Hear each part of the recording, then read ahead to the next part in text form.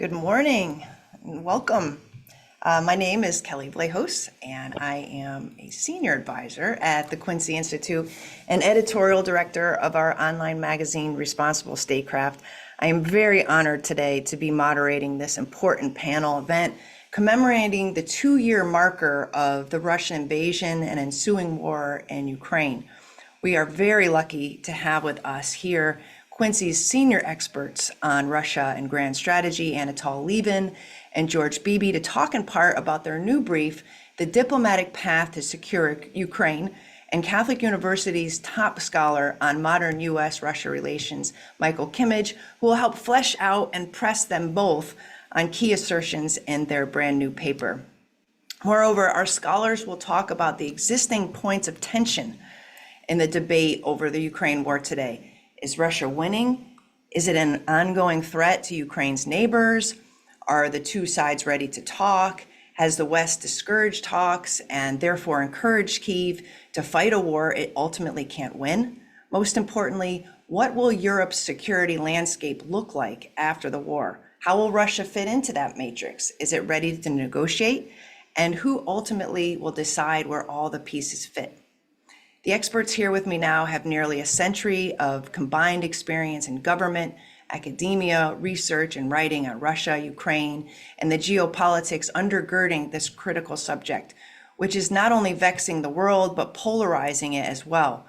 They might not agree on the issues before us today, or all of them, but they lend wisdom and insights, not only into the existing situational dynamics, past and present, but on how this war will end. This promises, I believe, to be a stimulating conversation that might be more illuminating in the end than you might have even anticipated. With that teaser, let me introduce our panelists a little bit more formally. Michael Kimmage. Michael is a professor of history and department chair at the Catholic University of America and senior associate at the Center for Strategic and International Studies. From 2014 to 2017, he served on the Secretary's policy planning staff at the U.S. Department of State, where he held the Russia-Ukraine portfolio. He publishes widely on international affairs, U.S.-Russia relations, and American diplomatic history. He has a new book coming out this month on the anniversary of the war, February 24th, which is just in a few more days, called The Origins of the War in Ukraine and the New Global Instability. You can find out more about the book and pre-order that via the Oxford University Press website. Next, we have George Beebe. George is director of the Grand Strategy program here at the Quincy Institute. He spent more than 2 decades in government as an intelligence analyst, diplomat, and policy advisor, including as director of the CIA's Russia Analysis Division and as a staff advisor on Russia matters to Vice President Dick Cheney. His book, The Russia Trap, How Our Shadow War with Russia Could Spiral into Nuclear Catastrophe, was published in 2019 and warned how the U.S. and Russia could stumble into a dangerous military confrontation. And last but not least, Anatol Lieven is director of the Eurasia program here at the Quincy Institute for Responsible Statecraft. He was formerly a professor at Georgetown University in Qatar and the War Studies Department of King's College London.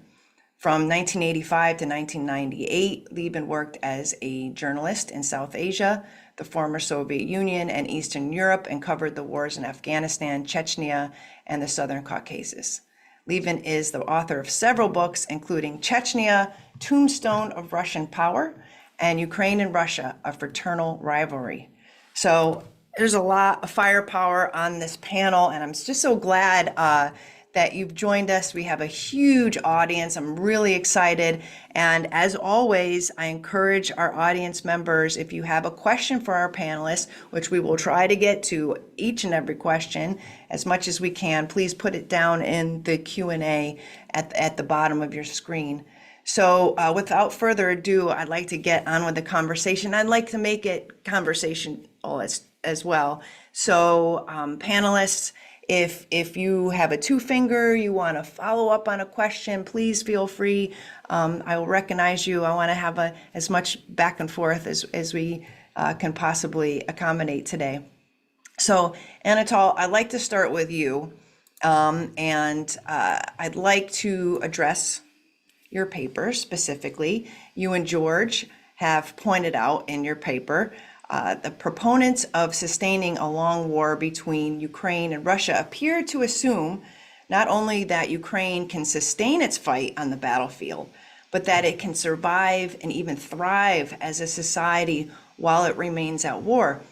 Many advocates of a quote unquote long war approach optimistically portray a quote fortress Ukraine, able to develop beyond the poverty and corruption that has long plagued the country, as well as join the European Union and to share in broader European prosperity, all while Russian missiles rain down and bitter battles rage along the eastern border, end quote.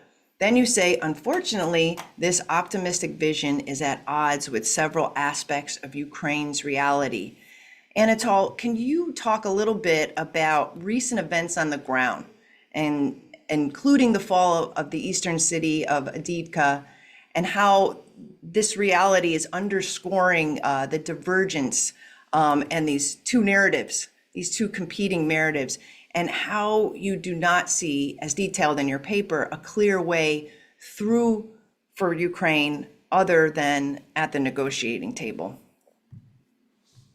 Well, the fundamental reality is that Russia has more than 4 times Ukraine's population, especially since so many Ukrainians have fled the country. And even before the war, it had 14 times Ukraine's GDP. And the Russian economy has now been largely reconfigured for the war. Now, it is, to put it mildly, very unusual in these circumstances for a country so heavily numbered to be able to sustain itself in a war. Now, of course, at the start of the war, Ukraine was able to do so because Russia did not mobilize, and the Russians also made a whole series of extraordinarily stupid mistakes. But that has ceased to be the case. Ukraine has also, of course, sustained itself with very large amounts of Western military and economic aid. It is, in fact, wholly dependent on this aid by now. Well, 2 things. One, as unfortunately we now see, this aid cannot be guaranteed in the long run. How much one might wish this were true. I mean, if you look at what's happening in the US Congress, if you look at public opinion polls in Europe, nobody can credibly make this promise for years and years to come. And we have to sustain Ukraine for years and years to come if this war continues. The other point is that although we have given and can give Ukraine weapons, we have not been able to give them as yet nearly enough munitions, shells, to sustain their fight. Russia is firing vastly greater ammunition on the battlefield than Ukraine. But above all, what we cannot do, unless we send our own troops to Ukraine, which every Western government has promised not to do, we cannot give Ukraine more troops, more soldiers to use those weapons. And so many reports from the battlefield by Western journalists, ones who, by the way, are completely supportive of Ukraine, quoting Ukrainian soldiers, have now in recent weeks and months referred constantly to the fact that Ukraine just does not have enough soldiers. And also, as we have seen, attempts, as advocated notably by the now dismissed Ukrainian military chief, General Zaluzhny, greatly to tighten Ukrainian conscription. These attempts have met huge resistance in Ukrainian society and the Ukrainian parliament. So all of these factors really, to me, indicate that time is not on Ukraine's side. And time may, in fact, on the battlefield be much shorter than is widely realized. That, at least, is George and my assessment of the military balance in Ukraine. George, did you want to add to that before I go on to Michael? Well, I would simply underscore that the fall of the city of Avdiivka this past weekend really is indicative, I think, of a changing correlation on the battlefield. Now, prior to that, I think one could reasonably make the argument that the battle lines had stabilized. There was a stalemate. The Russians had not really gained a lot over the past year. I thought that picture on the map was misleading, that in fact that Russia had made considerable progress in exhausting Ukraine's manpower and draining the West of the supplies needed to keep Ukraine fighting. And that eventually that would be manifested on the battlefield. Well, I think we're now starting to see that manifested on the battlefield. This is a significant Russian victory.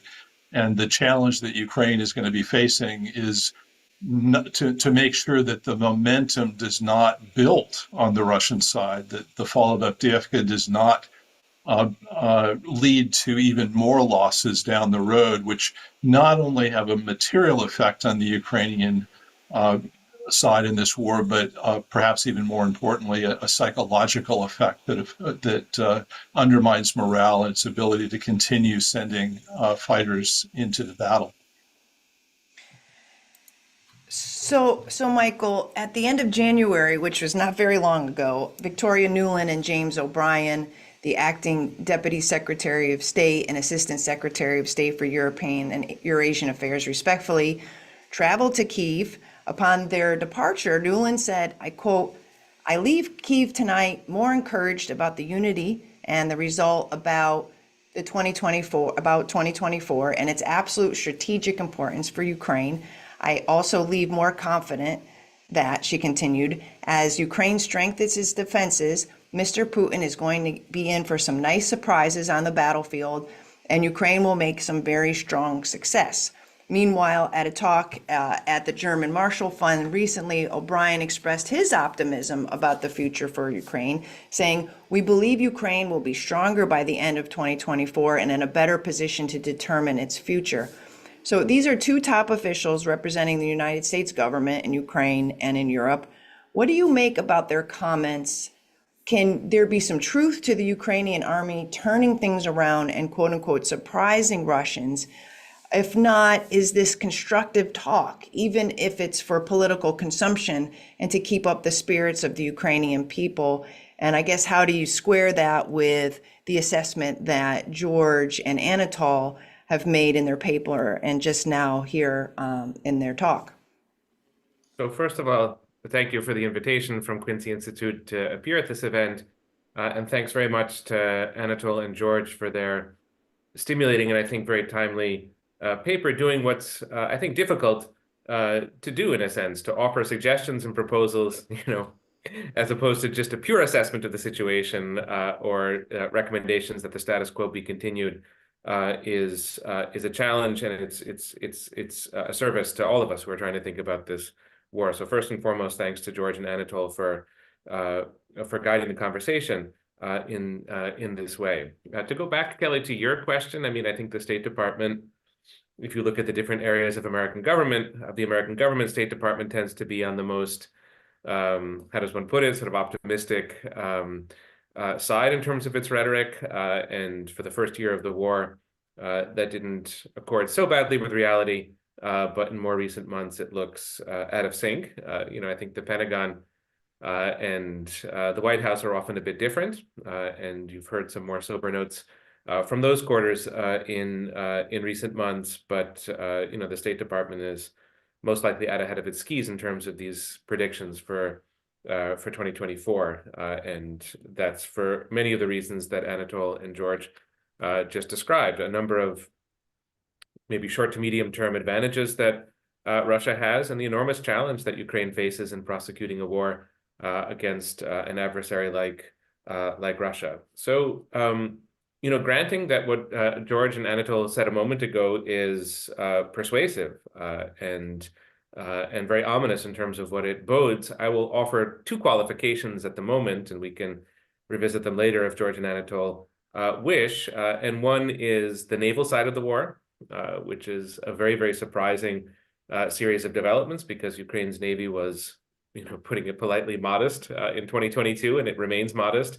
But you've seen some pretty substantial Ukrainian victories over the last couple of months in the Black Sea. That's enabled Ukraine to export more of its grain than it was able to a year ago. And in some respects, this is not just a headache for Russia, it's been something of a strategic setback, that Crimea is becoming less and less of a viable military asset for Russia. And so that goes, that's not going to turn the war in Ukraine's favor. This is not a war that's going to be won on the Black Sea. It's a territorial war in most of its respects, but that does tug the narrative in a somewhat different direction. And that points up some of the forms of aid that Ukraine is receiving. And I think whether the U.S. stays on board or not is likely to receive from its European partners. The second point, and I think this is maybe more of a philosophical debate about what the war is and how any side is going to prevail. I think the Russian challenge, I think this is what George and Anatol gave is a very eloquent description of the Ukrainian challenges, but Russia has challenges too. And the Russian challenge, I think, could be stated as follows, that after 2 years of war, with all the advantages that Russia has, which George outlined, larger population, larger economy, larger military, Russia occupies about 17% of Ukrainian territory. Russia has taken the city of Mariupol. That's the kind of biggest urban victory that Russia has had, although the city is devastated. But Russia has not been able to hold. I mean, they took Kherson and sort of held it for a while, but then lost it. But sort of Kiev, Chernihiv, Kharkiv, which is just a few dozen miles from the Russian border, not to mention Odessa, Lviv. These are all, I think, substantially out of reach for Russia. And urban warfare is unbelievably costly. So I don't see how Russia wins the war unless it can get the cities, because without having the cities, you can't really change the political calculus of the war. None of that points to Ukrainian victory, and none of it points to stalemate either. But I think that's a hurdle that unless Russia would massively mobilize or Ukrainian air defenses would, sort of suddenly disintegrate, that Russia is very far from achieving. So that makes me a little bit less prone, or a lot less prone, to think of, sort of concessions or negotiations, because I think Ukraine has that to its credit at the present moment, and will, I think, for the duration of 2024, be in possession of the cities that it currently possesses. Thanks, Michael. I'm going to go quickly to a viewer question because it follows up on Anatol's first answer, and it's addressed to Anatol from Joseph Bosco. He says, you correctly note the disparity between Russian and Ukrainian economic and military power, especially in the troop imbalance. But if Western will were strengthened, wouldn't the addition of Western economic and military resources to Ukraine's side of the ledger result in a situational change, if not dramatically? And so I'm curious too what you say, if the Congress decides to unleash more aid, billions of new dollars, in fact, would it not help Ukraine? Would it infuse the resources it needs, or is it too late? I don't think it's too late. And obviously, by the way, George and I support continued aid to Ukraine. We just argue that it must be linked to a negotiating strategy. The question is, can any aid that the West can actually give sustain Ukraine in the long run, given this imbalance? And if not, and if this Western aid cannot be guaranteed in the long run, then why not negotiate now if Ukraine is likely to be in a worse position, a weaker position to negotiate a year or 2 years down the line? By the way, I agree with Michael, and I've written this myself, about urban warfare being a tremendous obstacle to the Russians. But that would not stop them from still taking considerable additional territory. And in the end, it is, if you look at the history of the First World War, to which this war has often been compared, in the end, yes, you had the stalemate on the Western Front, but in the end, one or other army did break. On the issue of Ukraine's, yes, I mean, genuine and striking successes against the Russian Black Sea Fleet. That's quite true. But as Michael said, this does not change the territorial situation on the ground. But I think, as with the losses that Russia has suffered and the setbacks it's suffered over the past 2 years, it does two things. One is that it could incline Russia to a compromise peace. Now, obviously not to accept defeat in Ukraine, that's a completely different issue, but to give up, which, by the way, it may already have done, the much more extensive ambitions with which Putin began the war. But I think the other thing to be said about these Russian setbacks, and very grave setbacks during the war, and the huge casualties that Russia has suffered, is that it renders the idea of a deliberate, premeditated Russian attack on NATO, frankly, absolutely ridiculous. I mean, yes, Russia has achieved significant victories at Bakhmut and Avdiivka, but these took months to capture two small cities and tens of thousands of casualties. If Russia does not have the ability to capture Kharkov, the idea of a deliberate Russian invasion of Poland becomes frankly absurd. So on that score, we can, I think, afford perhaps to moderate some of the more hysterical language about the Russian threat to the West. And just as Russian setbacks could incline Russia to seek a compromise peace, so they should encourage us to have the confidence to seek a compromise peace. Okay, George, I'm going to go back to you and to the paper. In your new brief, you say, given Russia's growing military advantages since the beginning of the war, Moscow would almost certainly drive a harder bargain today, particularly as it relates to caps on Ukrainian military holdings. But the fundamental bargain, Ukrainian neutrality, and a multilateral arms control regime in return for Ukrainian independence and a path toward economic prosperity, remains the most promising means of addressing all sides' key interests and incentivizing mutual compliance with terms of a settlement. Although Ukraine's position in the war is eroding over time, both Ukraine and the West still retain leverage in attempting to advance their interests.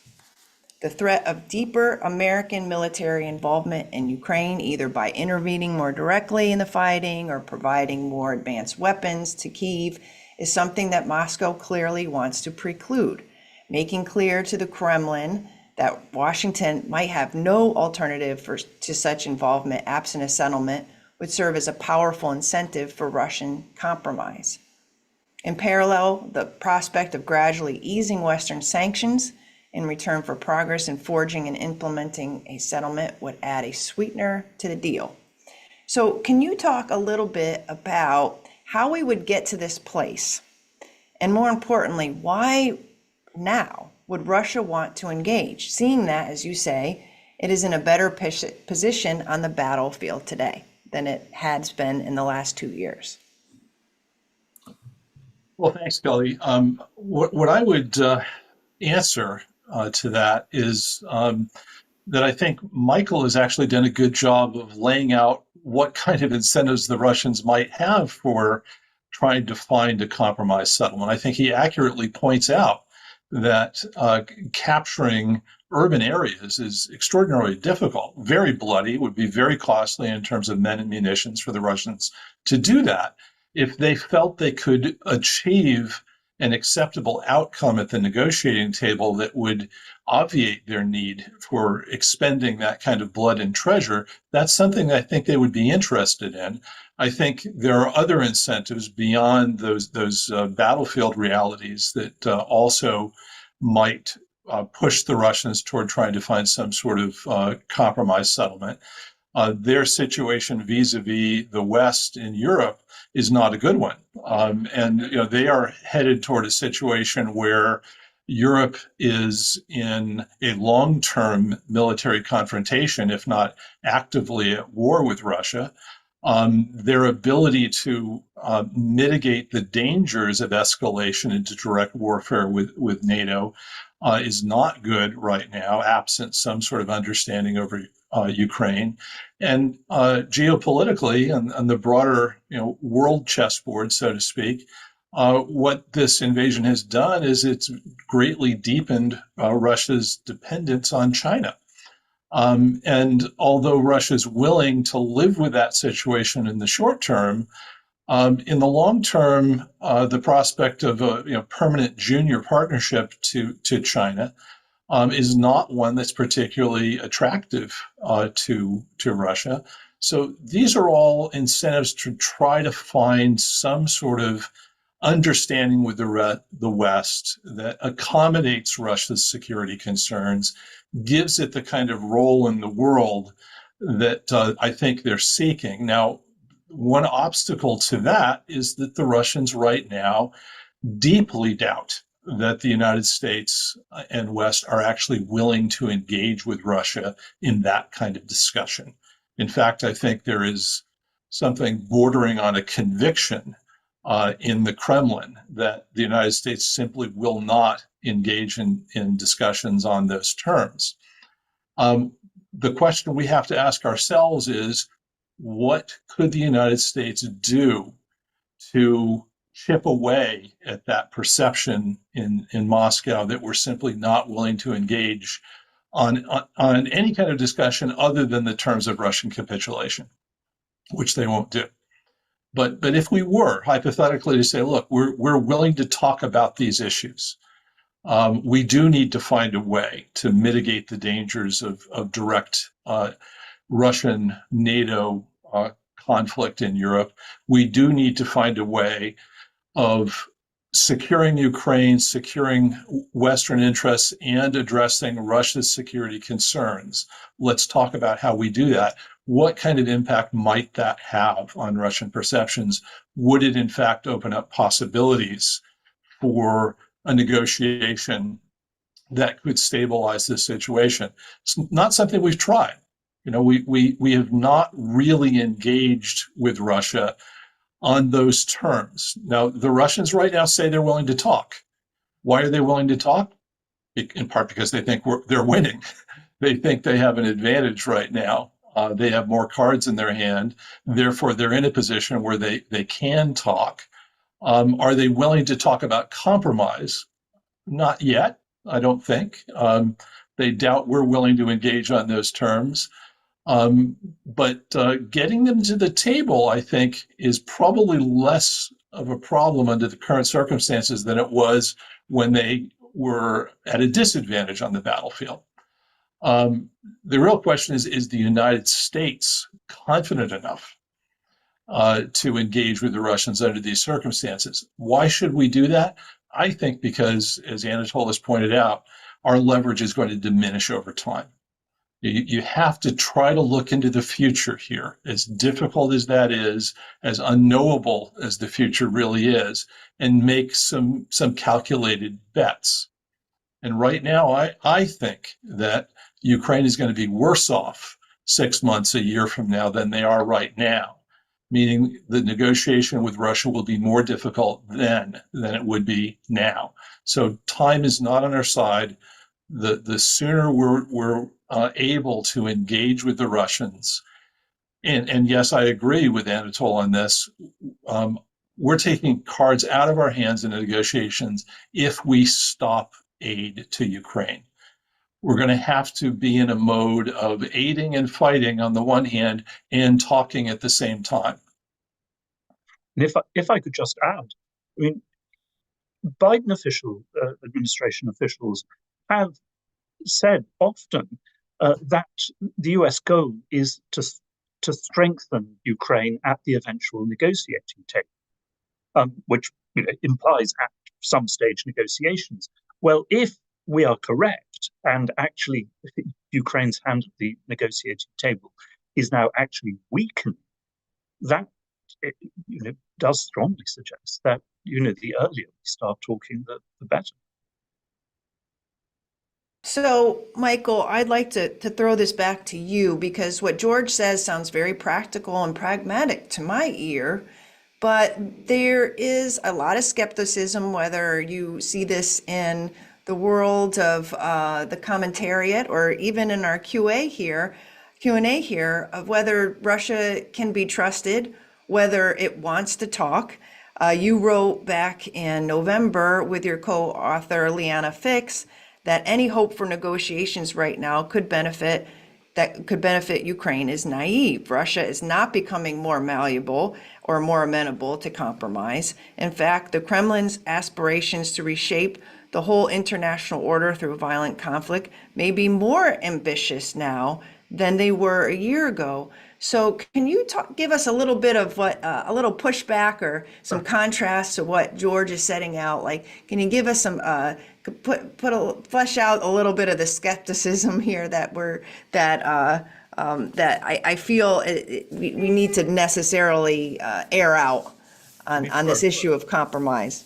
So, I'll raise 3 points for Anatol's and George's consideration and for the consideration of our viewing audience. One, which is maybe more of a practical kind, but is real enough, which is the stated positions of the Ukrainian state and of its supporters sort of up to now, which are very far from what Anatol and George would like to see them be. I know that they disagree with a lot of things that leadership in the US and elsewhere has said, but what do you do about these stated positions, which lean in the direction, of course, there's a certain amount of muddle and confusion, but lead in the direction of Ukraine's complete territorial integrity and sovereignty, its membership in NATO, its membership in the European Union, war crimes tribunals that try those, sort of Russian officers or politicians who are responsible, and then in some cases, reparations. Now, again, there might be reason to disagree with all of those policy positions in the abstract, but they are there and would, in a sense, have to be retracted if one were to proceed along negotiations of the kind that George and Anatol proposed. So, that's not unusual in the history of negotiations that positions move and that, positions that are very hard at the beginning of war become different and softer. But that to me is one consideration that I think is important. More important, I mean, that, negotiation is always fudgeable. So that I think could be done. This I think is maybe more of an intractable problem. I think when you look at this problem set from a Ukrainian vantage point, it would be very hard to sign on to neutrality for Ukraine. There's, of course, domestic politics, and that in wartime and since 2014 has been more of a pro-Western kind than pro-Russian. And, I think there were in the past constituencies that favored neutrality for Ukraine. I think they've vanished with the war. And it's hard for me to imagine Ukraine really being able to accept that. They've faced, war from Russia for the last 10 or so years, war of a very brutal kind in the last 2 years. And they would need, and here's where the problem becomes kind of devilish and circular, they would need something like an Article 5 commitment on the part of the US for neutrality to make sense. But an Article 5 commitment from the US is the opposite of neutrality. So how does Ukraine negotiate that? If they make themselves neutral, don't they make themselves vulnerable? And if they make themselves vulnerable, how could they sort of end the war on those terms? And then Kelley, you sort of used a word that I was going to use for my third point, and this is unknowable. And here I would say that Anatol and George are completely right. The US should be exploring all of Russia's positions, probably in covert, private forms where there isn't the public glare. And nobody in Washington, including the three of us, should be able to say with total confidence Russia wants this or Russia doesn't want that. This should be looked into, and that's in part what diplomacy is about. And maybe we would all be surprised by a Russian willingness to compromise and find practical solutions. But I'm not sensing that at all from what I gather of the Russian conversation in and around the Kremlin. It does feel to me that Russia entered the war with very big and rather radical ambitions. These get augmented in the fall of 2022 when Russia claims that 4 provinces of Ukraine are in fact Russian territory and then puts them into the Russian constitution. Russia doesn't control all of these territories, but it lays claim to them.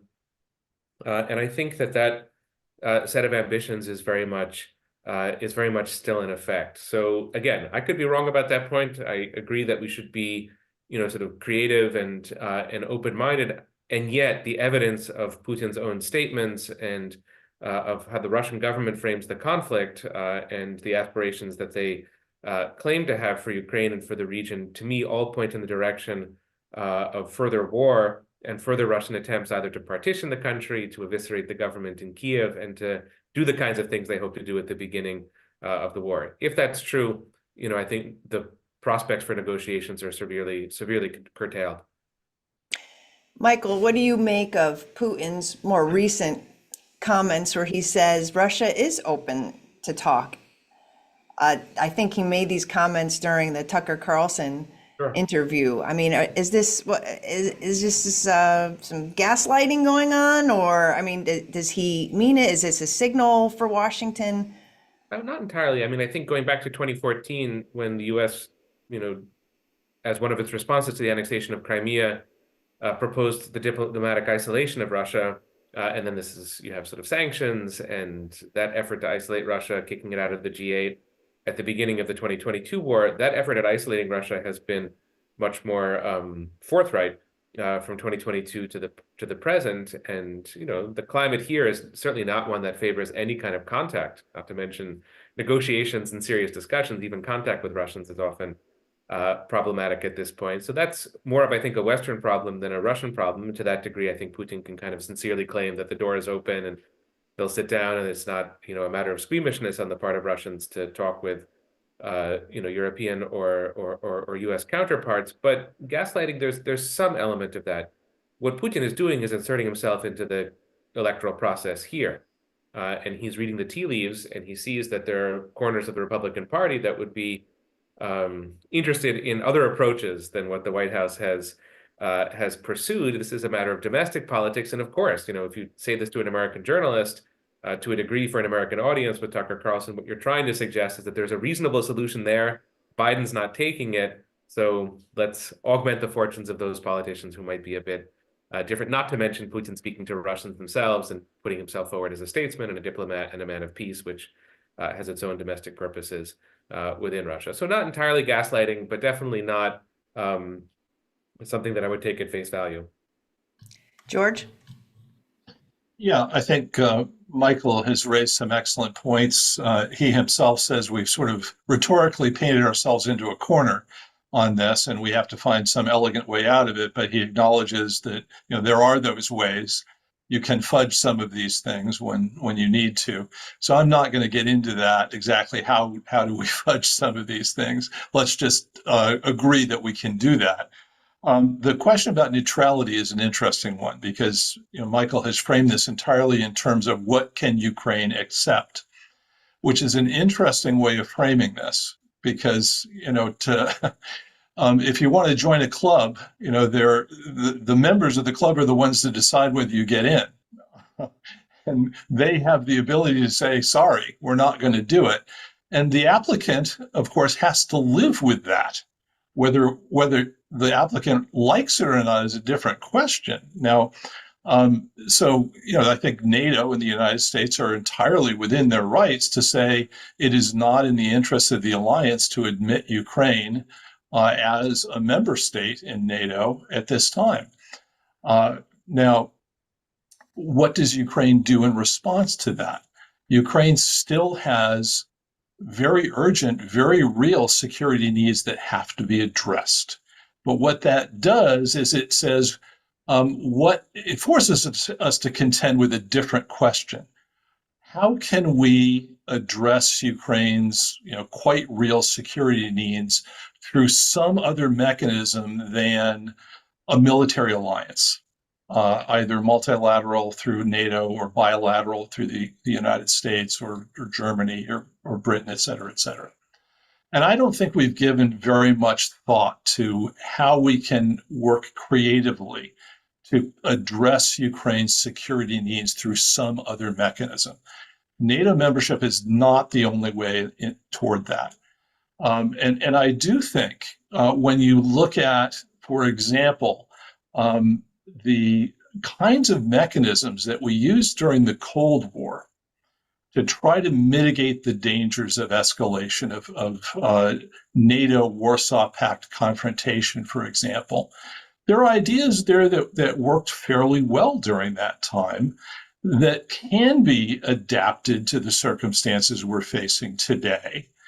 Are they, rock solid guarantees that there's not going to be a war? No, but seldom does life offer, that kind of guarantee.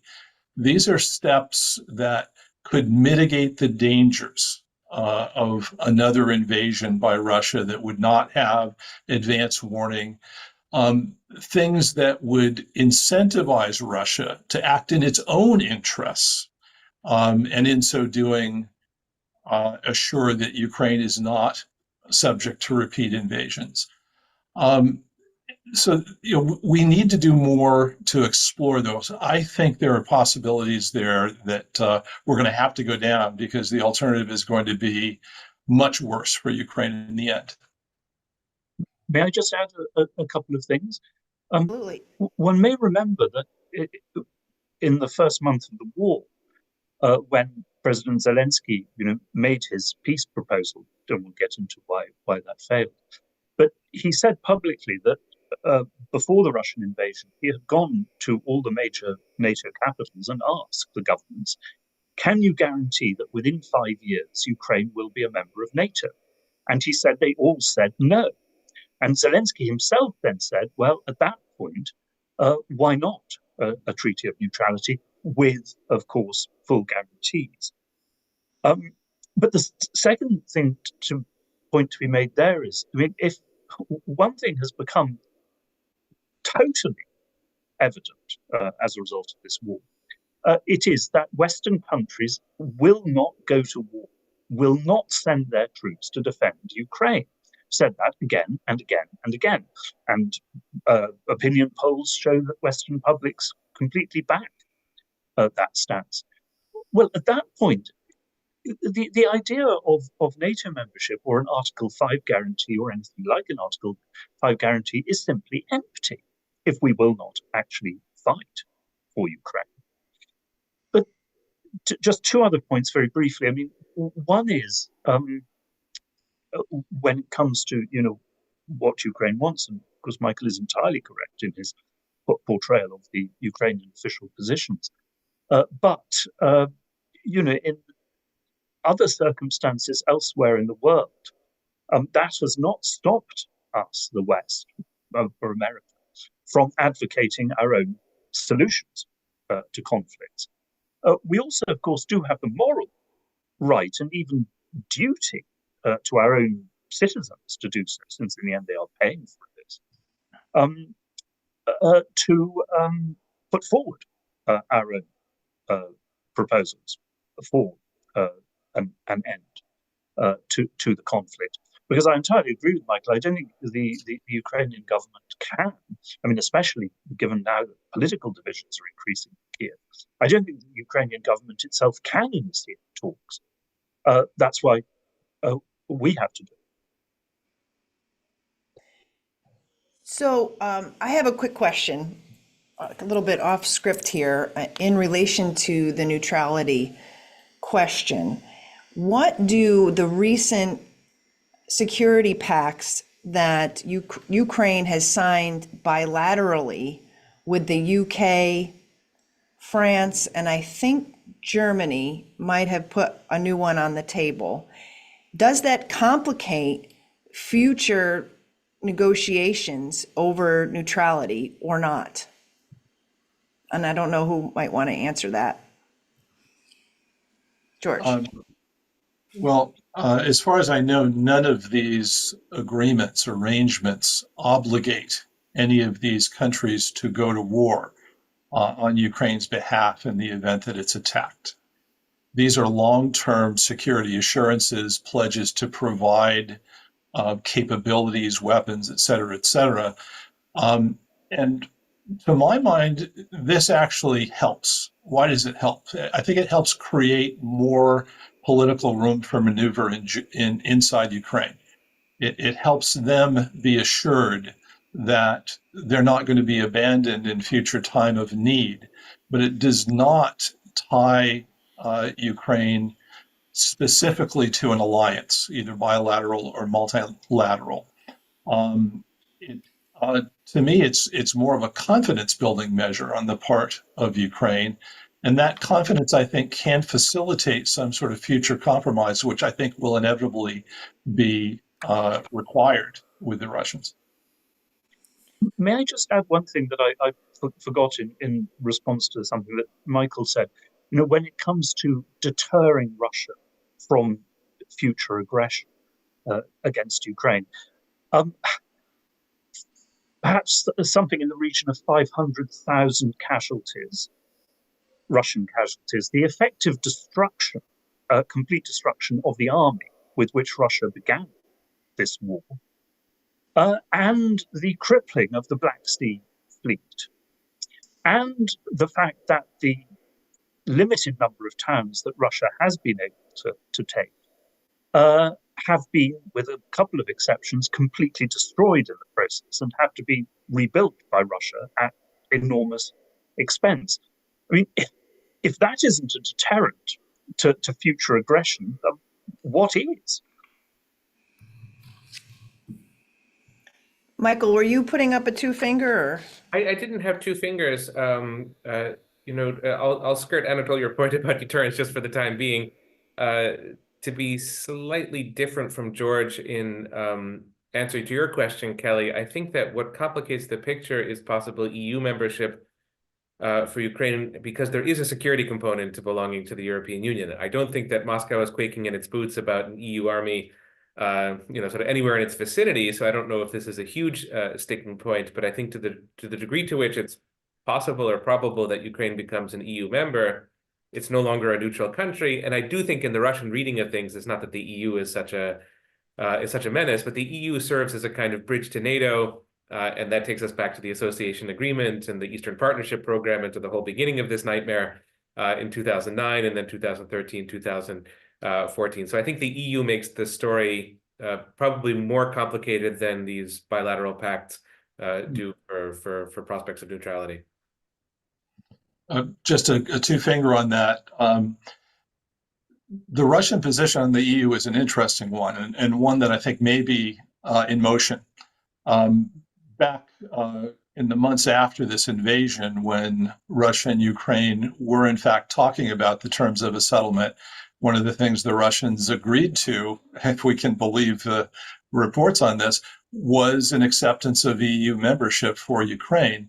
And I think since that time, Russian diplomats have rather consistently said, we don't have a problem with that. Now, why not is the interesting question, because back in 2014, of course, that was a period when the Russians viewed the prospect of accession to the EU as linked to eventual NATO membership for Ukraine and something that they thought would cross a red line.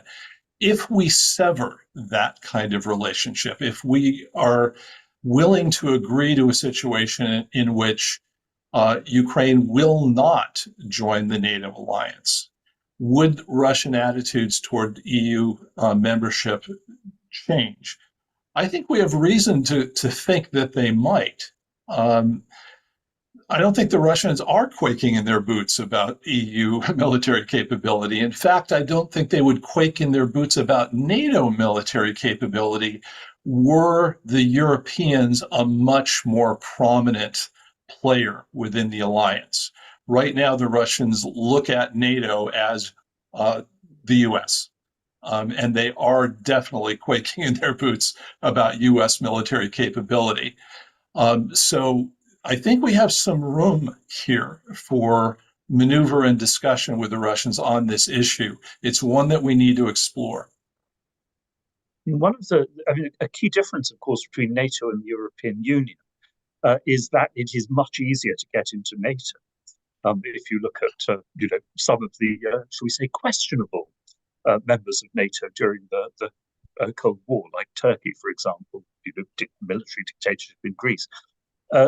Accession to the European Union is a very long, very complex process. And by the way, as we are now seeing, will meet tremendous resistance from powerful socioeconomic forces in Europe, notably, of course, farmers.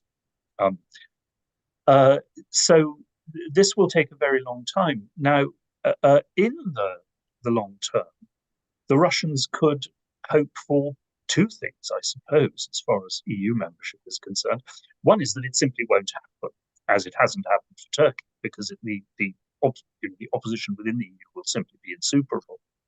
The other possibility, which I think the Russians are looking at quite closely, is that the possible, certainly in the case of France by now, one might almost say probable, victory of new radical populist forces in Western Europe will fundamentally transform the political scene within the European Union. And that revives the Russian hopes of being able to, in future, to do some form of deal with France and Germany, which would, in many ways, from Russia's point of view, if that did happen, defuse, hostility to the European Union. So the Russians have, if they're prepared to be patient, have something to play for in the long run. So I'm just going to shift a little bit and ask a question that seems to come up perennially, and that is the existential threat of Russia to NATO and the rest of Europe. And as recently as last weekend at the Munich Security Conference, President Zelensky has been insistent that Russia will fortify and be able to attack other European countries within 5 years if the West does not replenish weapons and continue aid to the war. This claim has not been dispelled by world leaders, including Biden, who up until recently has also warned that not giving aid might result in Putin rampaging to other capitals and also possibly a direct U.S. conflict or involvement in the war involving U.S. troops. And I think that Senator Schumer said something similar within the last couple weeks. After nearly 2 years of war, do you think the Russians have the willingness and capability for such gambits today? Let's just air that question out for our viewership, which, as I said, this question comes up quite a bit. Do you want us to respond, Ken? Sure. Why don't we start with Michael? So I'll give you two answers to the question, a short one and a little bit longer one. I mean, I think the short answer is that this doesn't really make any sense. I mean, I think Anatol has outlined why this is the case, that Russia has struggled in so many ways with its war in Ukraine, that the prospect of it moving on to, sort of broader, bigger horizons outside of Ukraine makes little sense. I don't really see the Russian motivation for doing this. What's to hold territory in Poland or the Baltic republics, or to act on the needs of Russian speakers or ethnic Russians. I mean, it's not even rhetoric that you can really find. Maybe the Baltic republics are a little bit ambiguous in that regard, but not very. The time that there would be to prepare for something like this for NATO would also make it much, much harder for Russia to do. So no real incentive, no capability. And lots of ways in which NATO could make this extremely difficult for Russia. So as a political talking point, you can see that it has its utility. As a strategic assessment, I think it's sort of borderline crazy. On the other hand, if Russia is successful in Ukraine, or much more successful than it's been, and if Ukraine sort of cracks or topples, which is not impossible. And I think that's, if I understand correctly, George and Anatol, sort of why you wrote your piece to begin with, because your assessment is a rather dark one for the future if things aren't done differently.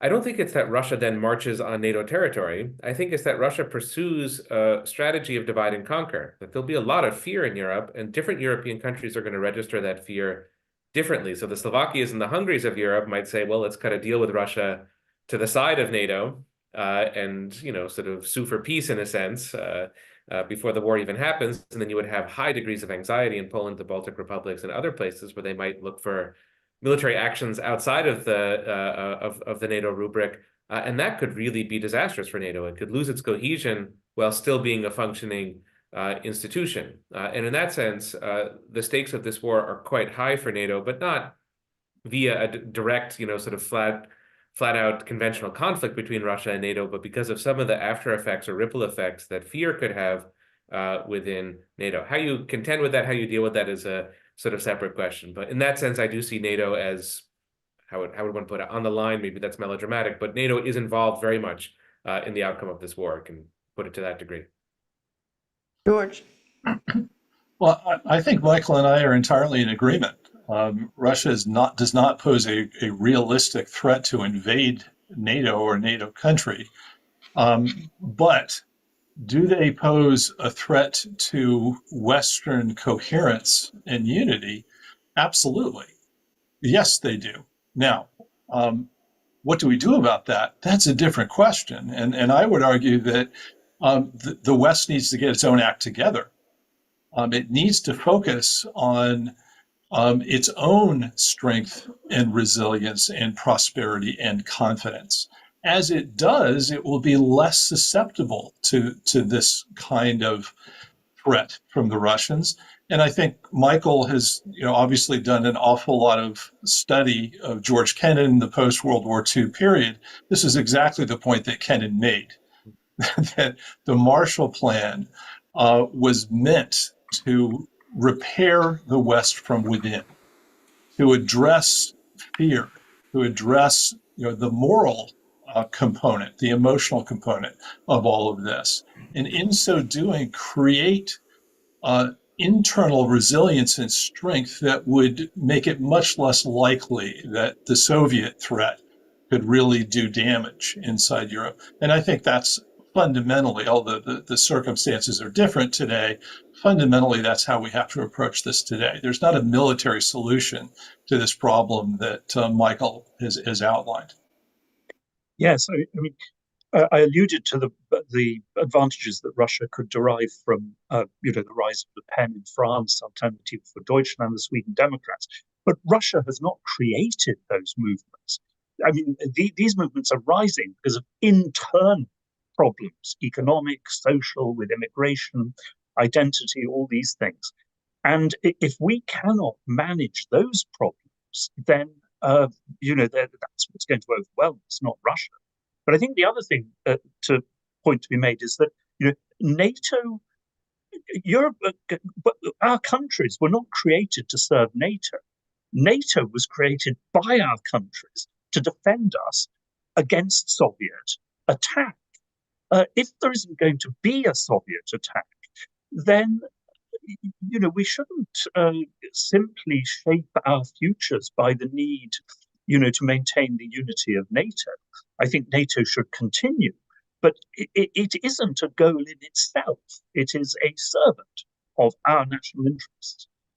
And I'm just to push back a little bit, I think we're all in agreement here that Russia is likely not to rampage across borders, even if it does win this war. But the question remains, why do we have world leaders who persist in upholding this mythology as a justification for continuing the war, prolonging the war? So I mentioned Biden, I mentioned Senator Schumer, I mentioned Zelensky, I believe Jens Stoltenberg has probably made a number of arguments about why NATO should be concerned about Russia's willingness or intent to expand the war. So it seems to me that there is an additional question here about whether or not there is an interest by these world leaders to sit down and negotiate if they're still persisting that this is a more existential fight that NATO and the West are facing. Anatol, you had two fingers up on that? Yeah, I just wanted to say, these world leaders are world leaders, like the World Series is a World Series. They're not world leaders. They are American politicians and European hangers-on. This is not what the Indians think, let alone the Chinese, whatever, or the Brazilians, or no. This is the West talking to itself. The second thing is, George and I think both want a measure of European rearmament. The problem is that the this, given all the budget constraints in Europe, the economic situation, gaining public support for that is very difficult. And so what leaders are doing is they are following Senator Vandenberg's famous advice: scare the hell out of them. The problem is, of course, that if you go back to the Cold War, the strategy of scaring the hell out of them led to a situation of public paranoia and hysteria, which in many ways has haunted us ever since. So in some ways, I mean, the goal is laudable. Europe does need to rearm. I mean, it has in many ways shamefully neglected its own defences. It's just that I don't think that stirring up, an essentially paranoid and largely baseless, as Michael has said in analytical terms, fear of direct Russia attack is the right way to do it. Michael? I think if one's to be empathetic at all to this line of argument, it would be in the following terms. I mean, I think I agree with Anatol. This is a way of mobilizing public opinion for policy positions that have little to do with a Russian invasion of NATO and everything to do with supporting Ukraine. So that's, politics in a way, politics as usual, politics of the early Cold War. And maybe that's the beginning and the end of the story. But if one is to be empathetic to this line of argument at all, I think it goes to the fact that Russia has been profoundly underestimated at almost every turn for the last 15 or so years. So annexation of Crimea is anticipated by nobody. Russian incursion into the Donbass, also comes as a kind of surprise. The election meddling in 2016, sort of comes out of the blue, comes out of nowhere. The Russian move into Syria is also a surprise. But of course, the most important example of this, especially for Europeans, is 2022. Unthinkable to have a major war in Europe. Russia's never going to do it.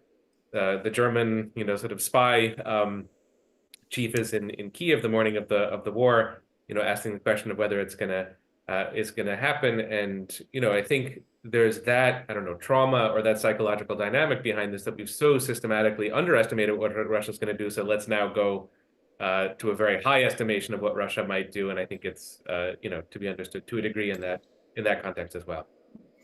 So I'm being given the hook here in terms of wrapping the event up, but I'm going to take the moderator's prerogative and ask one more lightning round question, because a questioner had asked it in the Q&A, and I've been ignoring those poor people in the queue. But this is I'm curious about this one, and this is from Donald Smith in the Q&A. How much does the upcoming U.S. presidential election, how much impact is that having on Washington's willingness to sit down and talk or not? Are you concerned, as observers of U.S., Russia, Ukraine, that the election itself is going to impose some sort of timeline on when the Biden administration wants to sit down or talk, or will it prolong the war? And I will go to Michael first. I don't think that it is going to have too much of an effect. I don't know how self-confident the Biden team is about Biden getting reelected. That's very, very hard for me to judge. But if they're competent at their jobs, and I think they are, they shouldn't allow domestic political timelines of this kind to get too much in the way of their basic aspirations. And in a way, given how many differerences there are between Team Biden and Team Trump, I'm not sure, how a Biden team can really plan that much for the thereafter. I think what they're planning to do is to win the election and to sort of carry on the basic set of policies as they've been carried forward for the last 2 years. So maybe it's a boring answer to your question, Kelley, but I don't think that I don't think it's the crux of things, and I also think it really should not be the crux of things. I don't think you want foreign policy, sort of senior level foreign policy people to be making too many calculations about what the electorate might do some months in the future. Right, but if Ukraine is a fall of Ukraine might be imminent if they don't get the aid and Russia's in a much better place on the battlefield, will Biden want to see that sooner or later? And I guess that's drilling down on that question a bit. George? Well, I agree with Michael that domestic political electoral considerations should not drive U.S. policy here, but I do think they are a significant factor nonetheless. It seems to me that the White House wants to put this war on hold until after November. They don't want bad news on the battlefield. They'd like to see the situation sort of frozen in place. They're sort of crossing their fingers that they can make it through this period without catastrophic news coming out of Ukraine. Congress is not playing along with that right now. The House of Representatives is at this point not willing to provide the kind of aid to Ukraine that would facilitate that Biden strategy. And as a result, I think we could wind up in the worst of all worlds. We could be in a situation where the Biden administration has failed to put, the Ukrainian war on hold. We have to deal with the catastrophe sooner rather than later in the context of a very consequential presidential election, which tends not to facilitate calm, rational, sane approaches to things. So I'm very concerned about this intersection of domestic politics and foreign policy in this case. Anatol, quickly. In one sentence, we have to hope that the Biden administration is right, but I wouldn't bet. Well, thank you very much.